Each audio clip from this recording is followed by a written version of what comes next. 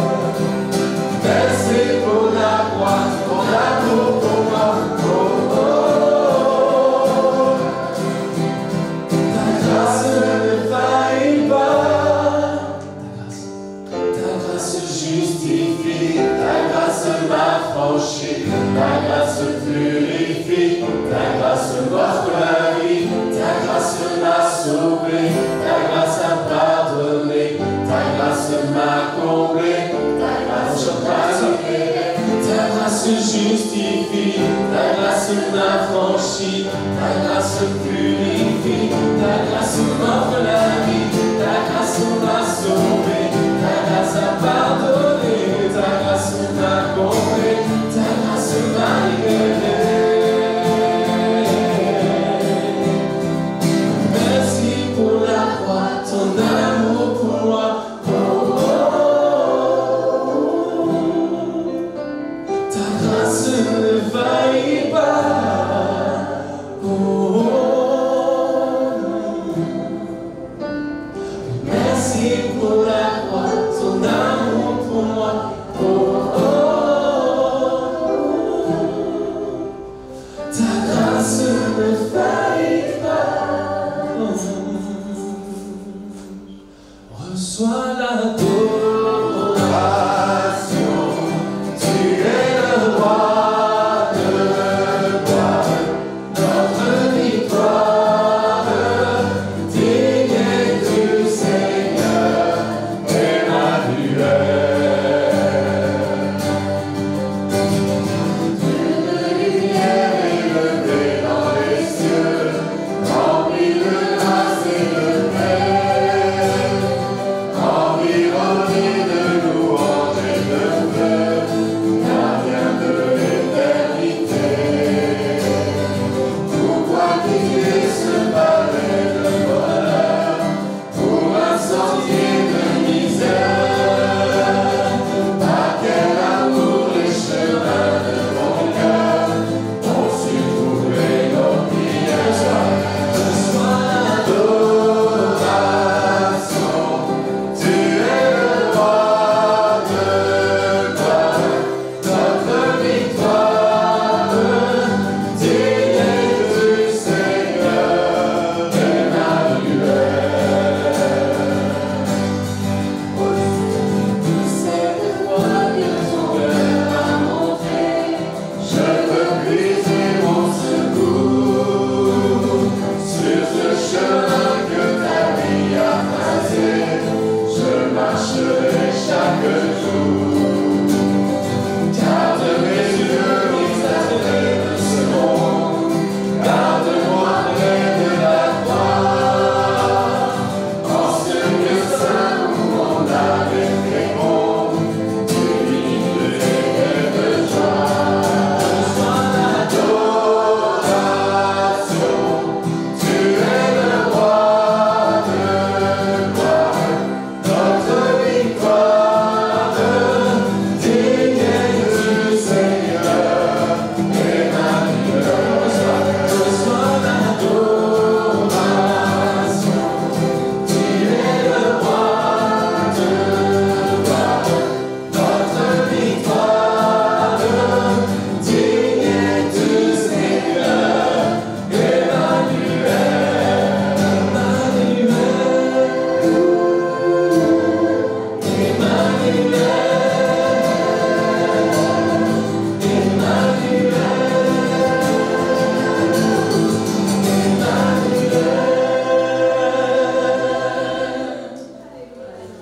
Merci Seigneur. À ce prochain chant, on va confesser combien Dieu est bon, combien il est grand, majestueux.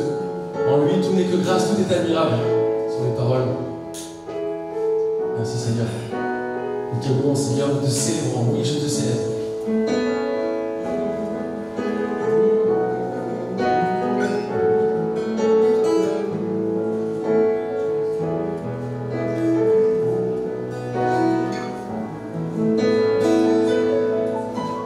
Toi, la lumière qui a vu nos ténèbres, ouvre mes yeux, je veux voir.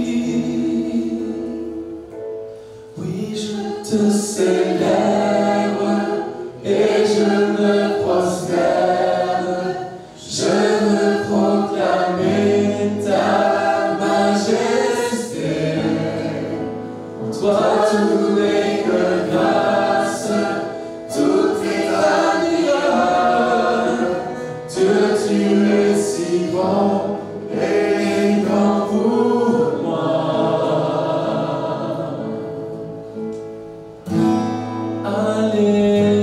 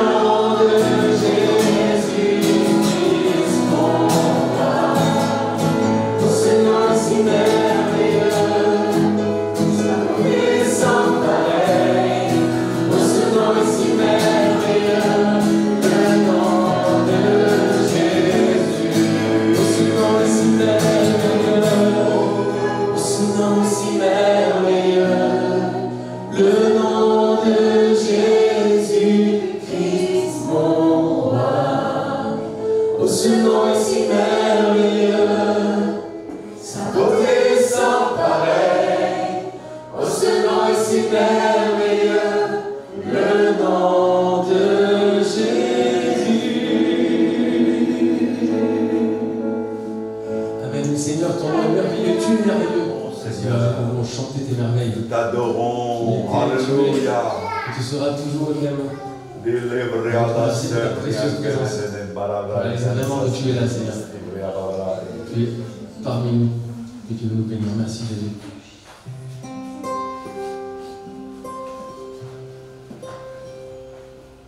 Tu étais, tu es, tu seras toujours le même, toujours le même. Tu as fait, tu fais, tu feras tant de merveilles, tant de merveilles. En ton temps, tout s'accomplit. Tu es Dieu, le grand je suis. Tu nous ouvres grand les portes du ciel.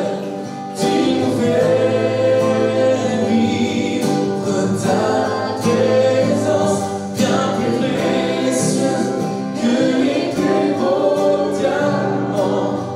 Elle nous suffit à chaque instant.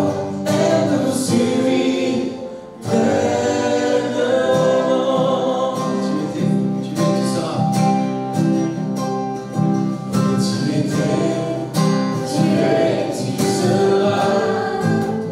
Toujours le même, toujours le même. Tu as fait, tu fais, tu feras tant de merveilles, tant de merveilles. En ton temps, tout s'accomplit. Tu es Dieu, le grand je suis.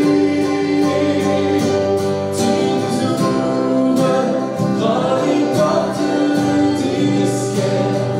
Tu nous fais vivre ta présence, bien plus précieuse que les plus beaux diamants. Elle nous suffit à chaque instant. Elle nous suffit pleinement.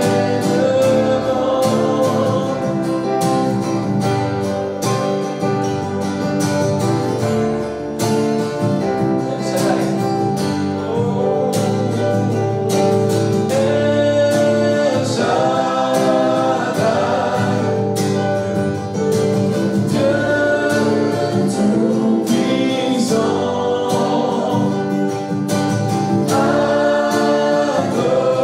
Adonai. Dieu qui vit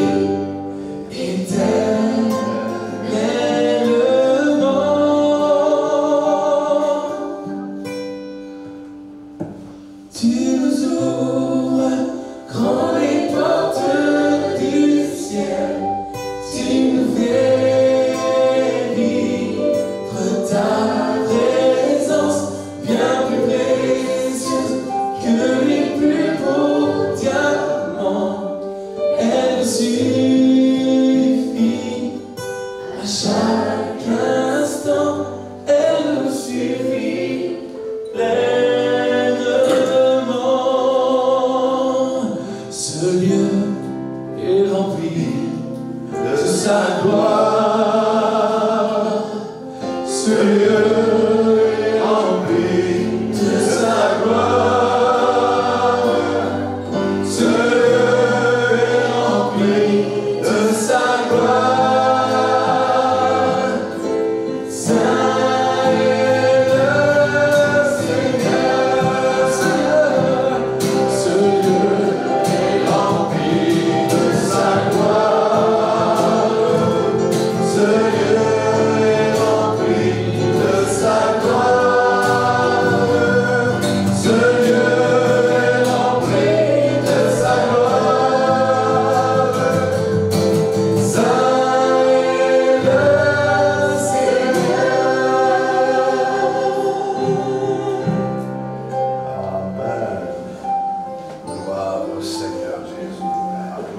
Seigneur. On va ouvrir maintenant la bonne parole du Seigneur. Je vous propose de faire deux lectures, mais nous aurons l'occasion d'en faire d'autres. La première se trouve dans les Actes des Apôtres, au chapitre 1er. C'est le moment où Jésus va monter au ciel et la Bible nous donne quelques informations intéressantes et nous fait des promesses. Alors, il est dit au chapitre 1er, au verset 6, « Alors les apôtres réunis lui demandèrent, « Seigneur, est-ce en ce temps que tu rétabliras le royaume d'Israël ?» Il leur répondit, « Ce n'est pas à vous de connaître les temps ou les moments que le Père a fixés de sa propre autorité, mais vous recevrez une puissance, le Saint-Esprit survenant sur vous, et vous serez mes témoins à Jérusalem, dans toute la Judée, dans la Samarie et jusqu'aux extrémités de la terre. » Après avoir dit cela, il fut élevé pendant qu'il le regardait, et une nuée le déroba à leurs yeux. Et comme ils avaient les regards fixés vers le ciel pendant qu'ils s'en allaient, voici deux hommes vêtus de blanc leur apparurent et dirent, « Hommes galiléens, pourquoi vous arrêtez-vous à regarder au ciel? Ce Jésus qui a été enlevé au ciel du milieu de vous reviendra de la même manière que vous l'avez vu allant au ciel. » Amen. Voilà donc un premier texte, et puis le deuxième dans Matthieu chapitre 24. Matthieu chapitre 24.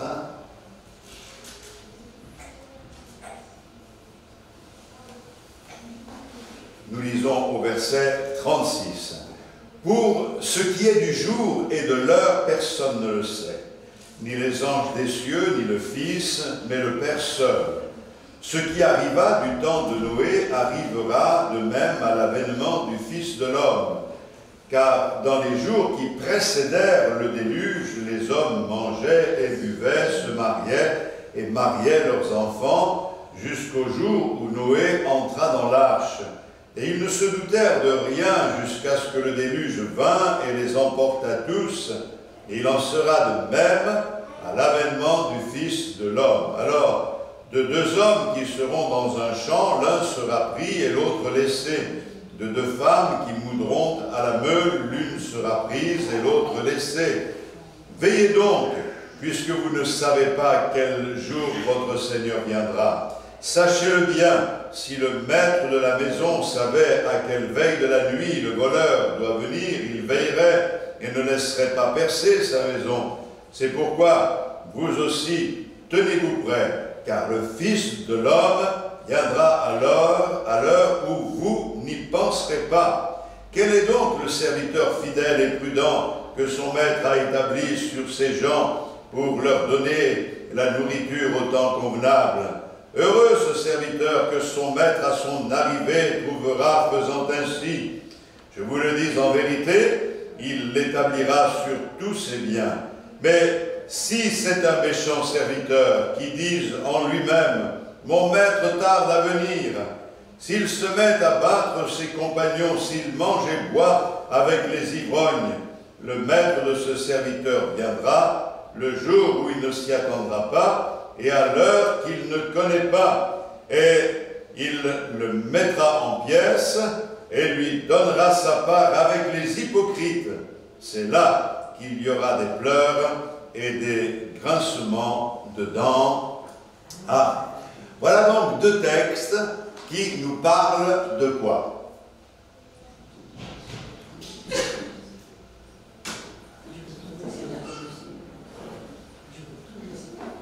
Vous n'avez pas lu avec moi. On nous parle du retour de Jésus. C'est important de pouvoir revenir sur ces promesses du Seigneur et que nous puissions ce matin faire une piqûre de rappel, que nous ne perdions pas de vue que Jésus, qui est monté au ciel, a laissé une promesse, et cette promesse c'est qu'il reviendra et il nous demande de l'attendre. Certains craignent la fin du monde. Et quand il y a des cataclysmes, quand il y a des épidémies, certains disent c'est la fin du monde. Mais la fin du monde ne va pas arriver bientôt. Cependant, nous attendons un événement. C'est l'avènement du Fils de Dieu. Nous attendons le retour de Jésus. Il faut déjà souligner le fait que Jésus va revenir en deux temps. Premièrement, il vient dans les nuées, sur les nuées, pour prendre avec lui ceux qui lui appartiennent. Ceux qui nous ont précédés dans la mort ressusciteront premièrement, et les vivants qui seront restés pour ce retour seront changés en un clin d'œil et nous partirons à la rencontre du Seigneur dans la gloire. Nous serons toujours avec lui. C'est important de dire que personne ne sait le jour ni l'heure, et dans les deux textes, les choses sont précisées pour que nous ne tombions pas dans certains pièges. Mais ce que le Seigneur dit, c'est qu'il reviendra. Et nous devons vivre dans cette perspective de la venue du Seigneur Jésus. De la même manière que ceux qui n'ont pas obtenu la promesse dont parle l'auteur de l'Épître aux Hébreux au chapitre 11, c'est-à-dire qu'ils n'ont pas vu la venue de Jésus, mais ils l'ont attendu, je parle de sa première venue, mais ils ont été sauvés par anticipation. Ils ont été dans le sein d'Abraham jusqu'au moment où Jésus a donné sa vie sur la croix du Calvaire, et il est allé chercher ceux qui étaient là encore retenus. Et c'est pour cette raison que Jésus dit aux brigands, tu ne vas pas aller dans le sein d'Abraham, ou tu vas aller dans un lieu je ne sais quoi, mais il lui dit, aujourd'hui, tu seras avec moi dans le paradis, car seul le sacrifice de Jésus-Christ nous ouvre les portes du ciel.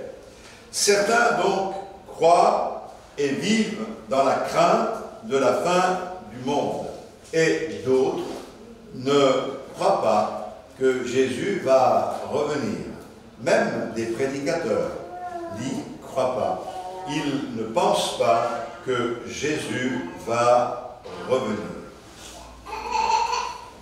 Je pense qu'il faut que nous nous posions la question, que devons-nous ressentir? Quelle doit être la disposition de notre cœur en sachant que Jésus va revenir? Il y a des jours qui peuvent faire peur. Je vous parlais de ces crises sanitaires, de ces cataclysmes et autres, même si quelquefois c'est localisé. Vous savez qu'il y a de plus en plus d'incendies, et quand certains sont pris dans ces incendies, ils parlent, pour les rescaper, de l'enfer. C'était l'enfer. Tout cela n'est pas l'enfer.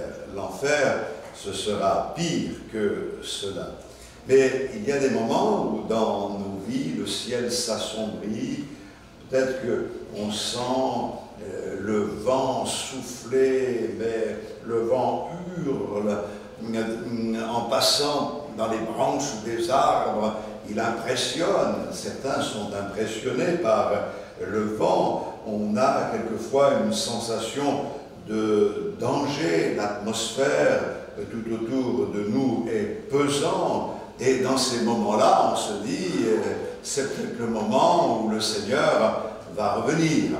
C'est arrivé il y a des années de cela. C'était un printemps en 1780. Vous n'étiez pas né, je pense, en 1780. Eh bien, en 1780, il y avait une assemblée parlementaire en session, quand soudain, le ciel s'est obscurci, L'atmosphère est devenue si effrayante que les parlementaires craignaient que ce fût la fin. Ils savaient ces choses et que la Bible enseigne, et ils se sont dit, c'est la fin. La fin du monde approche. Alors, certains qui étaient là et qui siégeaient ont réclamé l'ajournement immédiat de cette assemblée. Et ils ont dit non, on ne peut pas continuer à travailler, c'est trop lourd, on ne va pas s'en sortir cette fois-ci, il vaut mieux ajourner. Mais il y avait là un colonel qui, se levant de son siège, a déclaré ceci: « Je ne sais pas si c'est le jour du jugement ou pas. Si ce n'est pas le cas, il n'y a pas de raison d'ajourner la session. Et si c'était le cas, je choisis d'être trouvé en train de faire mon devoir. Je demande donc qu'on apporte des bougies et qu'on continue à travailler. » J'ai trouvé cette histoire ancienne belle, parce que voici un homme qui, d'un seul coup, déclare: si c'est la fin, c'est la fin. Mais si c'est pas la fin, eh bien c'est pas la fin. Quoi qu'il en soit, on est là. Et si c'est la fin, je veux être en train de faire mon devoir lorsque la fin arrivera. Je crois que cette disposition de cœur est intéressante pour nous chrétiens. Comment les gens réagissent-ils à l'idée que la fin est proche? Et je pose la question, comment réagissons-nous au fait que Jésus va bientôt revenir? Nous sommes tellement anesthésiés par ce que nous voyons et ce que nous entendons. D'un cataclysme, nous passons à un autre, d'une guerre à une autre, au point qu'il y a des tas de guerres aujourd'hui dans ce monde, mais il y en a une qui focalise notre attention parce qu'elle n'est pas loin de nos frontières. Mais on a tellement l'habitude de toutes ces choses que finalement, il n'y a plus de réaction, on devient comme insensible à l'idée que le Seigneur a dit: lorsque vous verrez ces choses, levez vos têtes car votre rédemption est proche. Bien des chrétiens réagissent avec crainte que Jésus revienne un jour. Ils ont la crainte, mais non pas la crainte respectueuse dont nous parlions dernièrement. Ils ont peur. Parce qu'ils se disent, s'il revient, je ne suis pas sûr que nous serons du voyage. Et c'est arrivé ô combien de fois que des chrétiens se trompent de jour de réunion et arrivent à l'assemblée, ne trouvent personne et se disent, mais ils sont tous partis, ils ont été enlevés. Et c'est arrivé à un fils de pasteur, il y a des tas d'anecdotes. Ce n'est pas prévu qu'il rentre à la maison, les parents devaient le prendre à la sortie du collège en passant. Et quand il a vu qu'à la maison il n'y avait personne, alors qu'il devait partir en week-end, c'était le vendredi soir, il s'est dit, Jésus est revenu, c'était le fils de pasteur, il dit, Jésus est revenu. Alors, dans le salon, il s'est mis à sauter, en disant, Seigneur, ne me laisse pas là, prends-moi. Et oui, c'est amusant cela, mais quand il a vu les parents arriver, parce qu'ils s'affolaient de ne pas trouver leur enfant, donc ils sont revenus à la maison pour venir le chercher, savoir s'il était à la maison, être rassuré.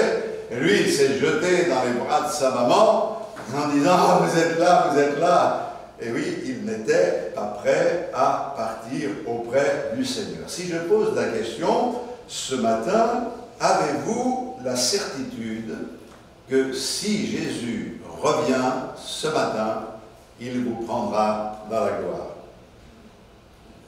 Certains vont très loin dans leur réflexion. Je l'ai entendu à Montpellier. Et certains disaient ceci: nous pouvons nous unir et tout mettre en œuvre en sachant que Jésus va revenir pour empêcher qu'il ne revienne. Écoutez, vous ne pouvez ni empêcher, ni retarder. Le jour est fixé déjà par le Père, et lorsque le moment viendra et qu'il dira c'est le moment, Jésus, en un clin d'œil, viendra chercher les siens, et toutes nos réflexions bizarres ne feront pas changer ce qui est écrit dans la parole de Dieu. Donc il y a des gens qui réagissent à la venue de Jésus avec crainte, et d'autres n'y croient simplement pas. J'ose espérer que vous croyez que Jésus va revenir, et que vous n'êtes pas dans la catégorie de ceux qui n'y croient pas, car dans Luc au chapitre 18 et au verset 8, à la fin du verset, il est dit: lorsque le Fils de l'homme viendra, trouvera-t-il la foi sur la terre? Alors la croyance, il va en trouver, mais la foi. Et la foi, c'est ce qui nous met en relation avec le Seigneur, et c'est ce qui nous permet de vivre dans la perspective de son retour. Nous ne sommes que des pèlerins et des voyageurs ici-bas. Il y a plusieurs années, je partageais cela vite fait avec quelques frères et sœurs cette semaine. Charles Swindoll a fait une enquête auprès des diplômés d'une grande école de théologie, et après qu'ils aient reçu leur diplôme, il leur a donné un questionnaire pour qu'ils répondent à des questions, et tous se sont prêtés à cette expérience. Et je retiens une seule de ces questions. Pensez-vous que Jésus reviendra? Et ce que je disais à ses frères et sœurs, ce qui est affligeant et attristant, c'est que 3% des étudiants diplômés en théologie ont répondu par l'affirmative. 3%. Ça veut dire que tout le reste, 97%, ont répondu qu'ils n'y croyaient pas. Je me pose la question, qu'est-ce qu'on enseigne dans ces universités? Ce n'est pas parce que c'est théologie que c'est la parole de Dieu. Certains vont dans des écoles, ils ressortent pasteurs parce qu'ils ont envie de faire cela dans la vie, et j'ai eu parler à des personnes dont le ministère était de prendre en charge des âmes. Et je me souviens avoir posé la question à un de ses responsables concernant le retour de Jésus. Il m'a dit: mais vous croyez quand même pas en cela? Et j'ai répondu: mais c'est écrit dans la parole de Dieu. Oui, mais il ne faut pas prendre la parole de Dieu à la lettre. Et comment il faut la prendre alors, la parole de Dieu?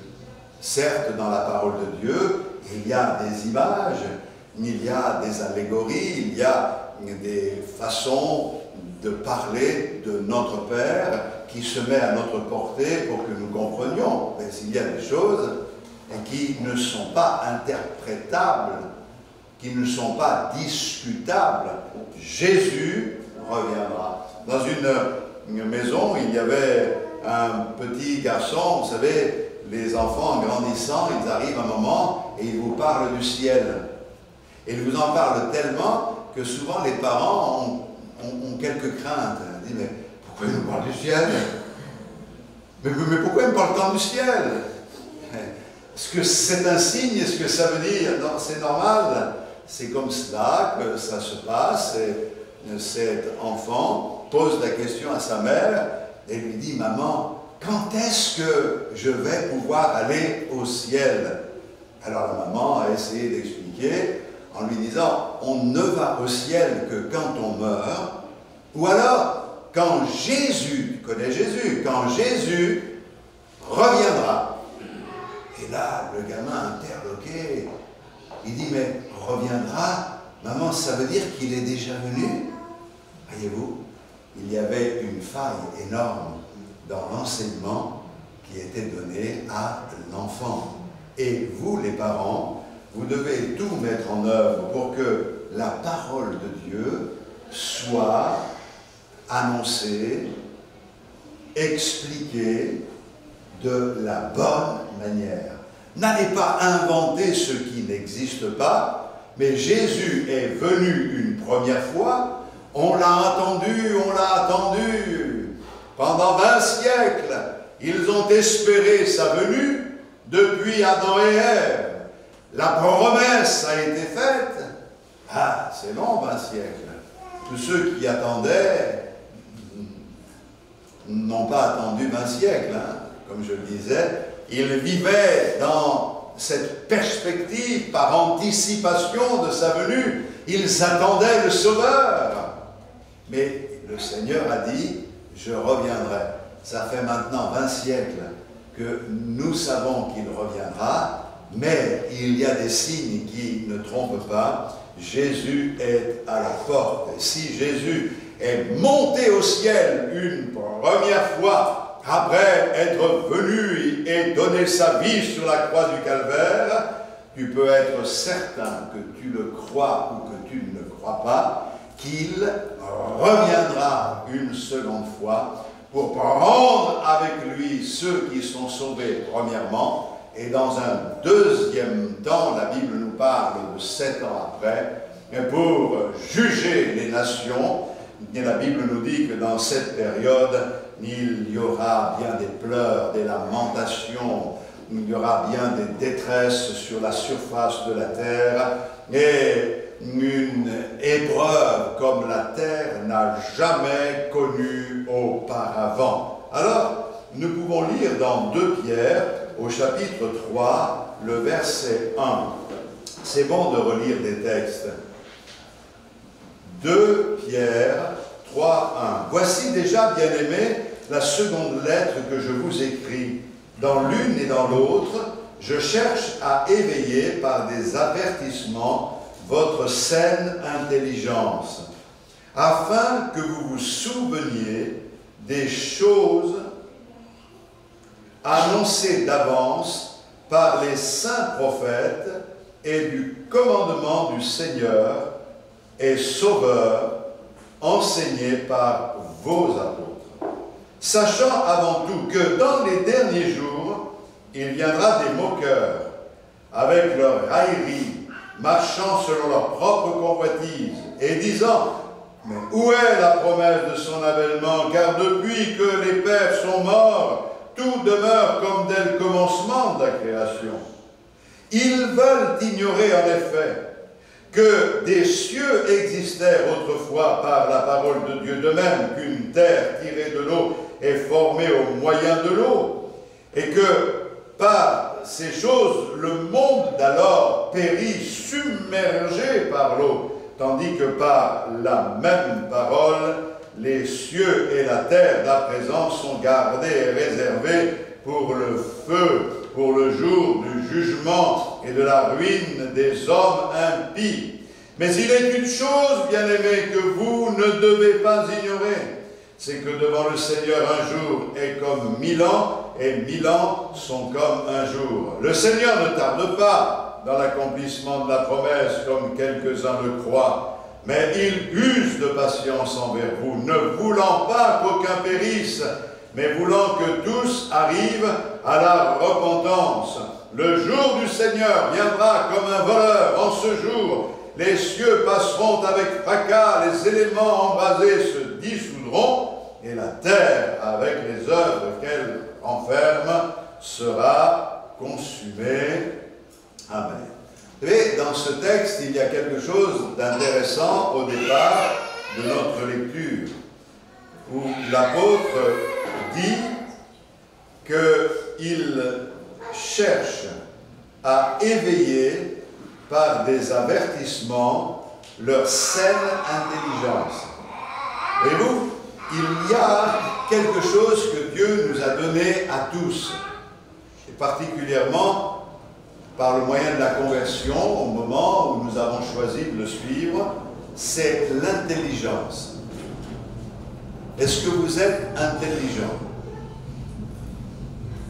Alors, c'est difficile de répondre à cette question, parce que si on dit oui, on est pas orgueilleux, si on dit non, bien on se sous-estime.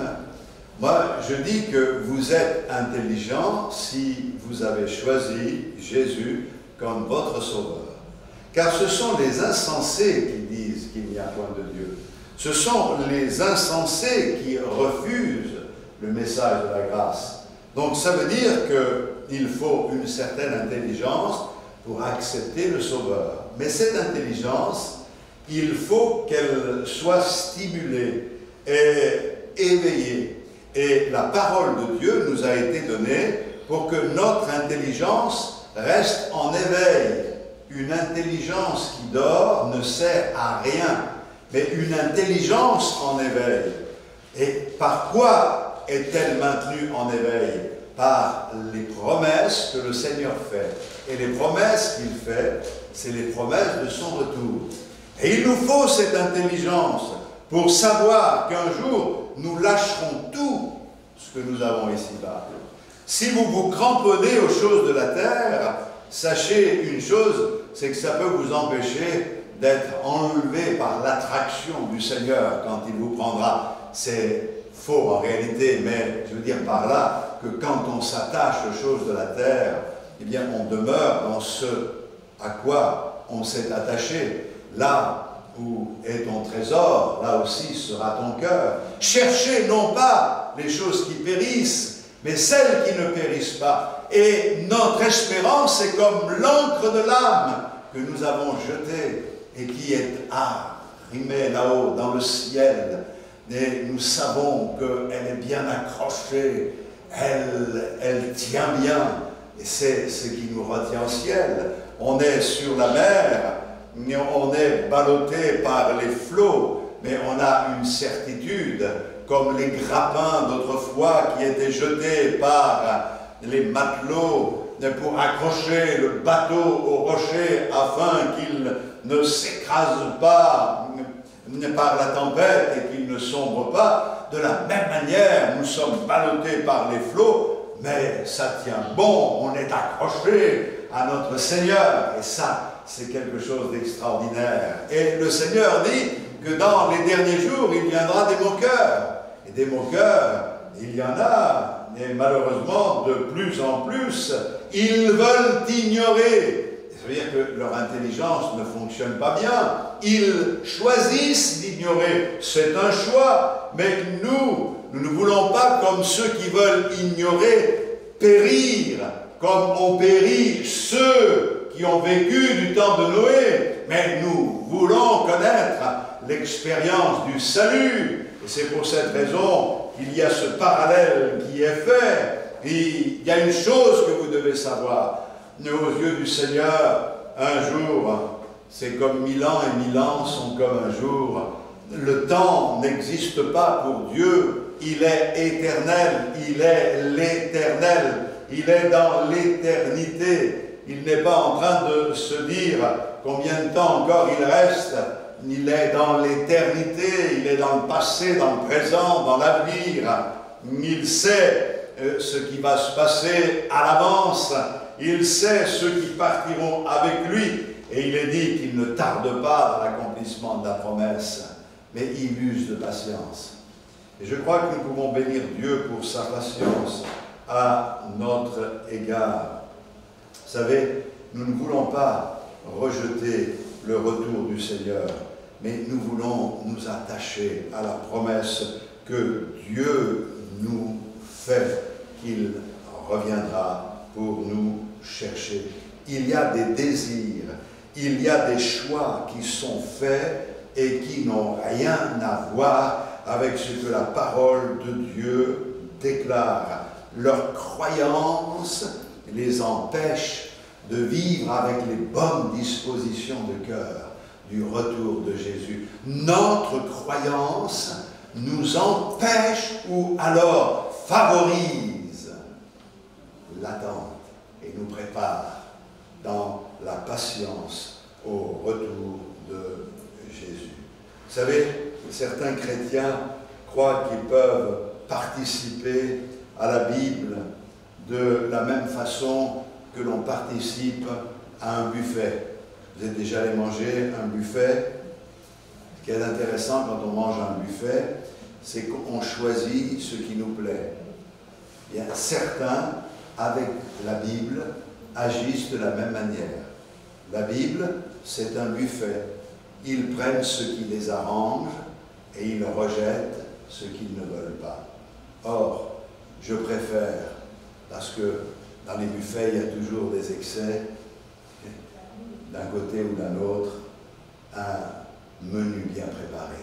Et le Seigneur a préparé un menu pour chacun d'entre nous. Et Jésus décrit ce qui peut arriver à ce genre de serviteurs qui n'adhèrent pas entièrement à ce qui est écrit. Et le verset 48 de Matthieu 24 le dit, mais si c'est un méchant serviteur qui dit en lui-même, mon maître tarde à venir, s'il se met à battre ses compagnons, s'il mange et boit avec les ivrognes, le maître de ce serviteur viendra le jour où il ne s'y attend pas et à l'heure qu'il ne connaît pas, il le mettra en pièces et lui donnera sa part avec les hypocrites. C'est là qu'il y aura des pleurs et des grincements de dents. Notez ici ce qui caractérise le méchant serviteur. Il dit que son maître tarde à venir. Ça veut dire que, en quelque sorte, il ne croit plus qu'il va revenir. Il n'attend plus son retour. Et parce qu'il n'attend plus son retour, parce que c'est là sa croyance, alors il commence à mal agir. Et la Bible nous dit ce qu'il fait. Il se met à battre ses compagnons. Il mange et boit avec les ivrognes. Pourquoi? Parce que sa théologie, ce qu'il croit, l'empêche de faire ce que le Seigneur demande, c'est-à-dire de se préparer au retour de Jésus.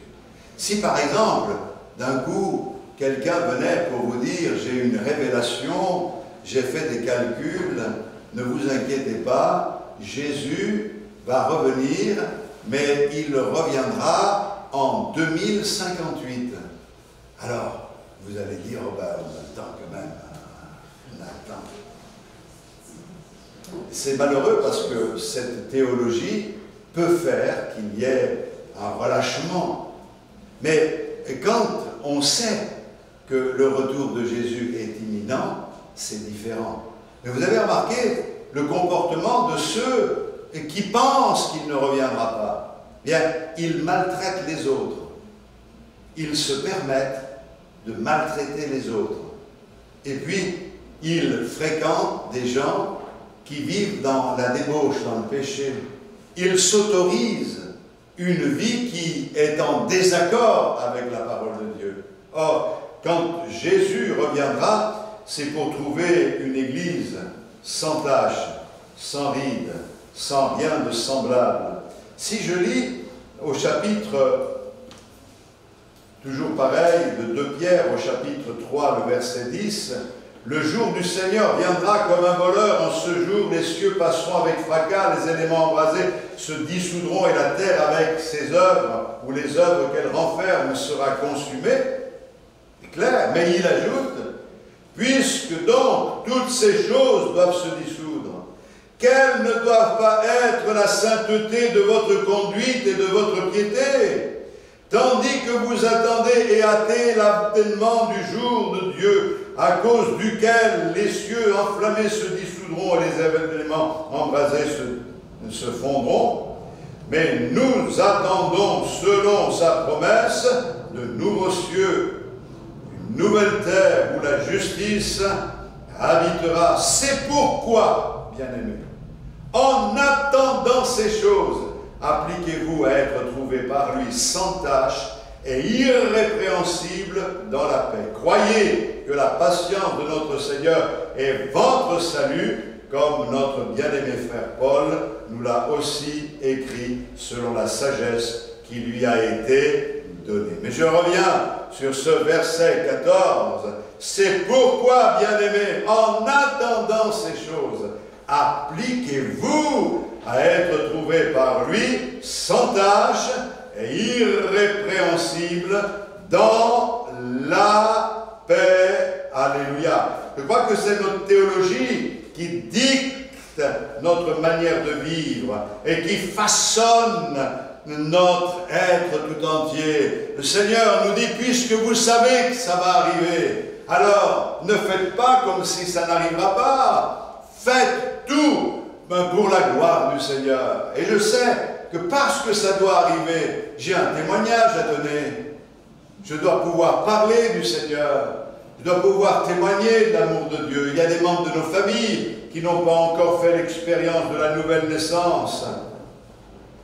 Si je lis dans 1 Pierre, au chapitre 3, le verset 18, « Christ aussi a souffert une fois pour les péchés, lui juste pour des injustes, afin de nous amener à Dieu, ayant été mis à mort quant à la chair, mais ayant été rendu vivant quant à l'esprit, dans lequel aussi il est allé prêcher aux esprits en prison, qui autrefois avaient été incrédules lorsque la patience de Dieu se prolongeait au jour de Noé, pendant la construction de l'arche, dans laquelle un petit nombre de personnes, c'est-à-dire 8, furent sauvées à travers l'eau. Cette eau était une figure du baptême, qui n'est pas la purification des souillures du corps, mais l'engagement d'une bonne conscience envers Dieu, et qui maintenant vous sauve, vous aussi, par la résurrection de Jésus-Christ, qui est à la droite de Dieu depuis qu'il est allé au ciel, et que les anges, les autorités et les puissances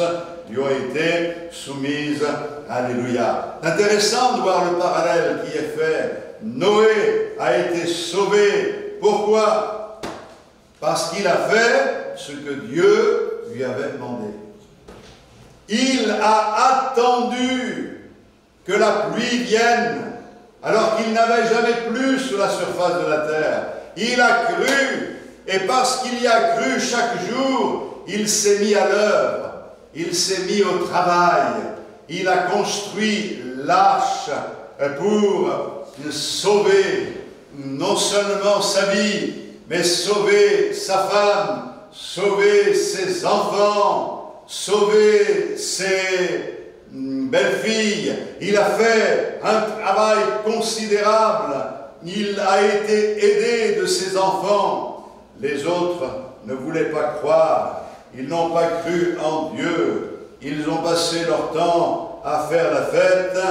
Ils ont été moqueurs. Ils ont raillé le prédicateur de la justice, car c'est comme cela qu'il est nommé. Ils avaient une mauvaise théologie, et leur mauvaise théologie a fait que lorsque le déluge est venu, ils sont restés dehors et ils étaient perdus. Mais Noé avait une bonne théologie. Il a cru en Dieu, mais il a cru Dieu. Et il y a une nuance. Il a cru dans les paroles du Seigneur. Et ce qui est intéressant, c'est de voir que parce qu'il a cru, il a construit l'arche. Et quand le moment est venu, Dieu a dit « entre dans l'arche ». Dieu a fermé la porte et il a été sauvé. Écoutez-moi, je ne crois pas que l'arche ait sauvé Noé et sa famille. Je crois que c'est Dieu qui a sauvé Noé et sa famille. De la même manière, le parallèle qui est fait, cette eau est l'eau du baptême, pour nous dire que notre foi passe par le fait d'être englouti, symbolisé par le baptême, dans la mort de Christ, pour pouvoir être sauvés par sa résurrection. Et c'est ce qui est écrit dans le texte ici. De la même manière, je dis que le baptême ne sauve personne. Les eaux du baptême ne sauvent personne. Mais si nous passons par les eaux du baptême, au moment où nous nous engageons, nous franchissons le seuil de l'arche de la grâce. Nous entrons sous la protection de notre Seigneur. Et c'est lui qui nous sauve du jour de la colère. Et c'est pour cette raison que le brigand sur la croix n'a pas eu le temps d'être baptisé, mais il a été sauvé. C'est ça qui est important, c'est de se souvenir que Christ qui est mort est ressuscité d'entre les morts pour notre justification. Alléluia. Oh mes frères et sœurs, je vais arrêter là. Le retour de Jésus est proche. Mais nous devons vivre dans cette perspective. Vous avez vu les enfants, et quand ils savent qu'il y a un événement important le lendemain, ou 3 jours après, ou une semaine après, ils commencent à être dans l'impatience, ils en parlent, ils sont comme cela, fébriles. Il n'y a pas que les enfants. Hein. Des fois des événements qui font que « Oh là, j'ai pas dormi cette nuit, j'ai pas dormi ». Pourquoi? Parce que inconsciemment, on était pris par quelque chose qui nous occupait, nous préoccupait. Il peut y avoir des choses négatives, mais des choses très positives. Eh bien, écoutez, quand on pense au retour de Jésus, ça doit susciter chez nous une certaine fébrilité. Non, le sommeil, vous devez le garder, que Dieu vous bénisse dans ce domaine. On a tous besoin d'être renouvelés avec l'âge, pouvoir bien dormir. Que Dieu vous accorde cette grâce à tous, mais d'avoir cette paix et de savoir que quand le Seigneur reviendra, il nous prendra, mais de vivre avec cela, d'arriver à en parler, de partager ces choses. Vous savez, il y a des vieux cantiques qui parlaient beaucoup du retour de Jésus. Eh bien, je pense que c'est bien que l'on puisse en parler encore aujourd'hui, car il n'a jamais été aussi proche. Jésus revient bientôt. Alors on va louer le Seigneur quelques instants. On va adorer Dieu pendant que l'on prend la Sainte Seine. Le Seigneur est avec nous, il est notre Sauveur, notre Libérateur. À lui soit toute la gloire. Seigneur, tu as mis dans nos cœurs une espérance vivante. Nous savons que tu vas bientôt revenir. Et nous savons que le méchant, lui, qui pense que tu ne reviens pas, eh bien, il se comporte mal, mais le juste, celui à qui tu as confié une mission, celle de donner à manger aux gens de ta maison, et qui le fait avec sérieux, eh bien, celui-là sera récompensé. Eh bien, ce matin, je veux donner à manger, je veux nourrir le peuple de Dieu qui est rassemblé, et je te prie pour que nous soyons tous de ces hommes et de ces femmes qui partagent la bonne nourriture avec ceux qui nous entourent.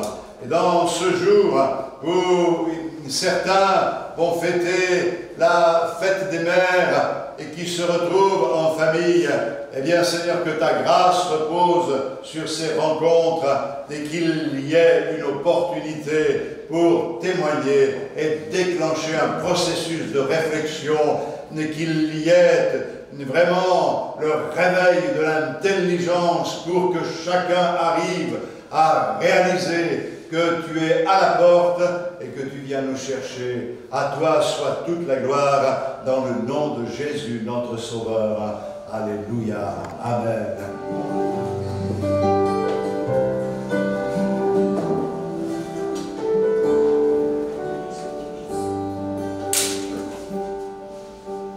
Combien de promesses